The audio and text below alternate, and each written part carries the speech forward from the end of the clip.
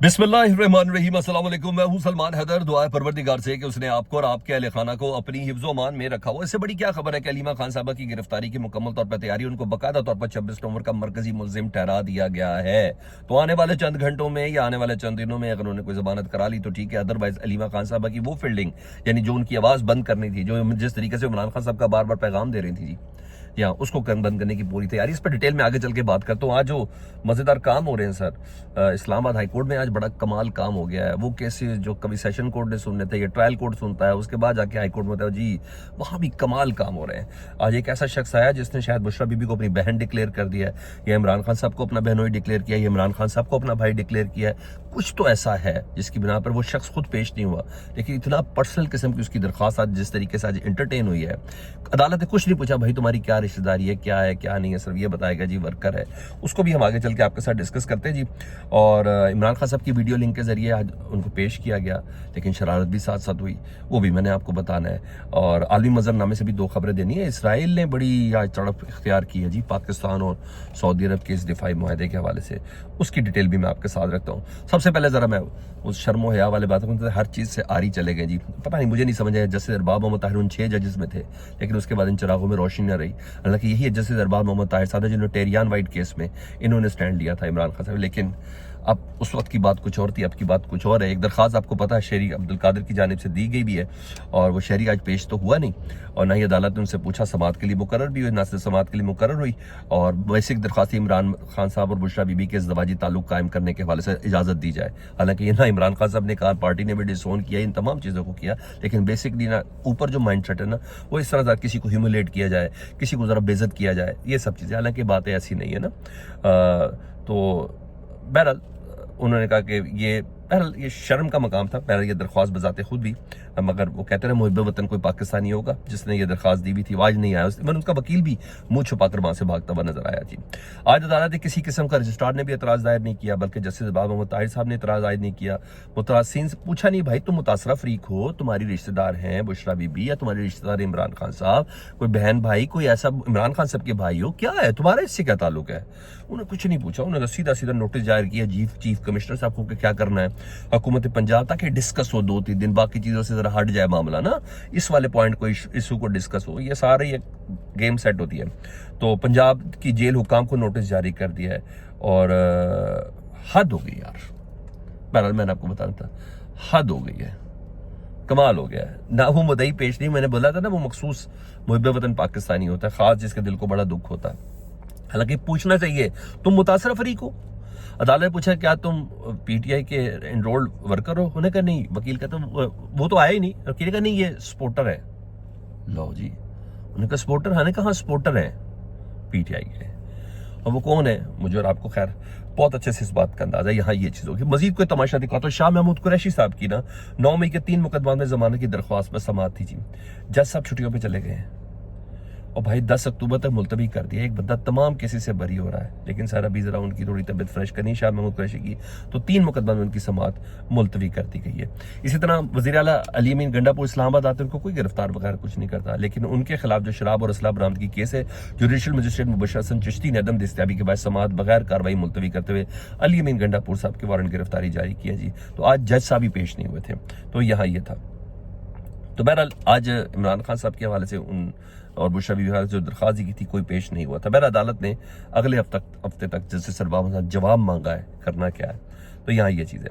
अच्छा, दूसरा बात ये तीरा वाला जो कल वाला हुआ, जिसमें 22 के करीब सिविलियन शहीद हुए, और उसके ऊपर मौक़िफ़ जारी बात है, पाकिस्तान तहरीक साहब ने उनको शहीद डिक्लेयर किया, 1 करोड़ रुपए देने का ऐलान किया, ये सब है। तो एमल वली खान साहब ने आज स्टेटमेंट दी है। वो कहता है तीरा में जो कुछ हुआ वो खुली रियासती दहशतगर्दी और जुल्म की इंतहा है। रियासत अपने अवाम की कातिल क्यों बन गई है? इस खूनरेज हमले की शफाफ तहकीकात कराई जाए। उन्होंने तहकीकात का मुतालबा किया जी। और बहरहाल मैंने आपको बताया, पाकिस्तान तहरीक साहब ने बाद तीरा वाक़े पर जो मौक़िफ़ दिया है उसमें शौदा का लफ्ज़ इस्तेमाल किया है। इसका सही से प्रोब होना चाहिए, इसकी तफसील सामने आएगी तो ही चीज़ें बात क्लियर होंगी, नहीं तो ये बात फिर नफरत वाले अंसर के अंदर आनी है और कुछ भी नहीं है। ठीक है, क्योंकि जिस तरीके से मीडिया को ब्रीफ किया जा रहा है वो बिल्कुल ऑपोजिट है। जो ऑन ग्राउंड पीटीआई कह रही है, ये एएनपी कह रही है, क्योंकि ये ग्राउंड के लोग हैं ना। मीडिया तो आपको पता है उसको एड्स का भी मसला है, उसको कंपेन्स का भी मसला है, उसको बहुत सी चीज़ों का मसला है, उसको अपनी शनाख्त का भी मसला है। ये तमाम चीज़ें हैं। तो उसमें उस मौके पर क्या करना है जी। उधर GHQ हमला केस के हवाले से इमरान खान साहब को आज ATC की अदालत में पेश किया गया। लास्ट पेशी में इमरान खान साहब ने वीडियो लिंक में पेश होने से इनकार किया था। आज इमरान खान साहब को रावलपिंडी में वीडियो लिंक पर पेश किया गया। उनकी आवाज़ सही नहीं आ रही थी, उनकी तस्वीर साफ नहीं थी। तो पाकिस्तान तहरीक इंसाफ के वकला जिसमें सलमान अकरम राजा साहब और सलमान सफदर साहब, उन्होंने अदालती कार्रवाई का बाइकआउट किया जी। और इमरान खान साहब ने इससे पहले दरख्वास्तें खारिज दी गई थी, वो खारिज की गई हैं GHQ हमला केस के हवाले से। और 19 सितंबर को इस समाअत की कार्रवाई थी जी, और हाई कोर्ट के ऑर्डर तक अदालती कार्रवाई रोकने की दरख्वास्त की गई थी, जो अदालत ने खारिज की। उन्होंने कहा हाई कोर्ट अपना जब देगा तो तब बात करेगी, हमने तो अपना काम करना ही करना है। तो जनाब अली वो दरख्वास्त भी खारिज हो गई जी। बहरहाल यहाँ ये चीज़ है। इसके साथ जो कार्रवाई का बाइकआउट हुआ वो सुन ले जी। GHQ हमला केस में रावलपिंडी की सारी दहशतगर्दी अदालत के जज अमजद अली शाह की अदालत में इमरान खान साहब को बजरिया व्हाट्सएप कॉल पेश किया गया था। सिग्नल ना होने के बायस ये शरारतें हैं, ना आवाज़ सुनाई दी और ना ही तस्वीर नजर आई। जबकि इसके बावजूद अदालती कार्रवाई जारी रखते हुए जज अमजद अली शाह ने एविडेंस रिकॉर्ड करना शुरू कर दिया। तो सलमान अकरम राजा और वकील फैसल मलिक और तहरीक इंसाफ के दीगर वकला टीम ने अदालती कार्रवाई का बाइकआउट किया। उन्होंने कहा आवाज़ ही नहीं आ रही, आपने एविडेंस रिकॉर्ड करना कैसे शुरू कर दिए, ये कैसे कर लिया आपने। तो ये चीज़ थी। तो फिर पाकिस्तान तहरीक इंसाफ के वकला ने ना GHQ हमला केस में कार्रवाई का हवाले से बाइकआउट किया है, और ये चीज़ें उधर सामने आई है जी। और तो बात आके सलमान अकरम राजा साहब ने बताया, उन्होंने कहा हमने खान साहब से मुखातिब होने की कोशिश की तो उनकी आवाज़ ही नहीं जा रही थी। जो खान साहब कह रहे थे इसकी आवाज़ किसी तक पहुँच नहीं रही थी। ये सारे अमल के ऊपर एक अदद सवालिया निशान है, ये एक सवालिया निशान है। तो कैसे ये समाअत का मामला सारा मुकम्मल होकर सामने आ सकता है। तो बहरहाल यहाँ ये चीज़ है। दूसरा जो खबर है मेरे लिए बड़ी इंपॉर्टेंट है, वो खबर है अलीमा खान साहबा से मुतालिक 26 नवंबर एहतजाज केस, जिसकी FIR पाकिस्तान तहरीक इंसाफ भी दर्ज कराना चाहती है। उनके मुताबिक 12 से 13 अफराद उस दिन उनके जाम भाग हुए। ATC रावलपिंडी में प्रोसिक्यूशन टीम ने अलीमा खान साहबा को मरकजी मुलजिम नामजद करके चलान पेश कर दिया 26 नवंबर का। तो इसका मतलब है जब प्रोसिक्यूशन ने मरकजी मुलजिम करके चलान में नाम पेश कर दिया तो अलीमा खान साहबा किसी भी वक्त गिरफ्तार हो सकती हैं। आज मंगल भी है, इमरान खान साहब से मुलाकात का भी दिन है, वो उधर गई भी हैं। लेट्स सी उधर क्या होता है। तो जो बेटों से नहीं मामला हल हो रहा था, जो दीगर लोगों से मामला नहीं होता, जो अंडे फेंकने से नहीं हो रहा था, जो पत्थर मारने से नहीं हो रहा था, जो साफियों की जानिब से बदतमीजी करवाने से नहीं हो रहा था, अब वो मामला लगता है अब ये गिरफ्तारी की तरफ जाएगा। उसका रद्द-ए-अमल क्या है वो तो मुझे और आपको बड़े अच्छे से पता है।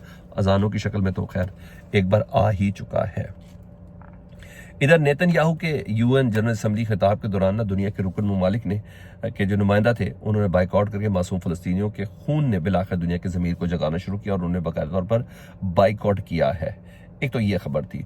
दूसरी खबर सर इससे रिलेटेड मैंने आपको बतानी थी, वो ये थी कि कहते हैं एक सर्टेन इंटरनेशनल दहशतगर्दी भी है ना, वो हर एक सिर्फ पाकिस्तान की असम्बली में नहीं होता, ये चाहे तो UN में भी हो सकता है। आप इसको अमेरिका कह लें, इसको आप इसराइल कह लें या जो कर लें सर, 3 अहम तकरीरें थी सर। जैसे लफ्ज़ इसराइल का आता था आवाज़ बंद कर देते थे, जैसे रियासती दहशतगर्दी की बात आती थी आवाज़ बंद कर देते थे, जैसे गजा की बात होती थी आवाज़ बंद कर देते थे। मलेशिया के सदर जी इंडोनेशियन प्रेसिडेंट पैब्लो सोबाबिनो जब उन्होंने बात की ना कि पीस कीपर्स तैनात किए जाएं गजा के अंदर, तो आवाज़ फ़ौरन बंद कर दी गई। जब तुर्की के सदर रजब तैयब एर्दोगान ने जब बात की उस वक्त उनका स्पीकर बंद कर दिया गया। इसराइल के खिलाफ जब बोलना शुरू किया था उन्होंने कहा जी ऑडियो में थोड़ा मसला हो गया लीजिए। उसके साथ साथ जी कनाडा के मार्क कैंड्री ने जब इसराइल के हवाले से तनकीद की, पॉलिसीज़ के हवाले से तनकीद की, इसराइली गवर्नमेंट के हवाले से तनकीद की, तो तब उनकी भी आवाज़ म्यूट कर दी गई। तो सर आप ये अंदाज़ा लगा लें कि ये है, बस ये है दुनिया के बुनियादी इंसानी हकूक़, बस ये है दुनिया में शख्सी आज़ादी, ये है कि राइट ऑफ स्पीकिंग, बस इतने हैं। बस आप इससे अंदाज़ा लगा लें। बात सिर्फ मफादात की है, अदरवाइज ये सब हरूफ तहजी का जो मर्जी लगा दे हरफ, ये उसके साथ है। हाँ, इसके साथ एक और ख़बर जी, इसराइल को आज फ़लस्तीन को तस्लीम करने वालों में से जो 4 ममालिक है वो आप ज़रा सुन लें मेरी तरफ से जी।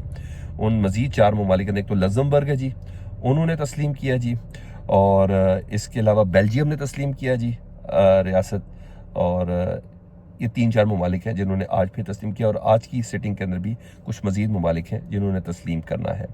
इधर इसराइल के हवाले से एक ख़बर है वो बड़ी इंपॉर्टेंट थी जी, जो पाकिस्तान और सऊदी अरब का जो दिफाई मुआहदा उसके ऊपर द जेरूसलम पोस्ट लिखता है जी कि Saudi Arabia Pakistan defence pact will cause strategic ripples for India and Israel.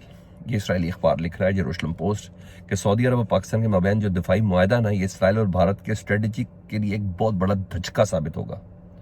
Pakistan जौहरी हथियारों की सऊदी अरब को दस्तयाबी इसराइल के लिए ईरान से बहुत बड़ा खतरा बन जाएगी, ये कह रहा है। तो वो हरारत जो है दिफाई मुआहदे की, वो इसराइल पहुंची हुई है। ये अपडेट्स थी, मैंने कहा मैं आपको आगाह कर दूं। अपना बहुत ज़्यादा ख्याल रखें। अल्लाहुम्मा सल्ली अला मुहम्मद व आले मुहम्मद।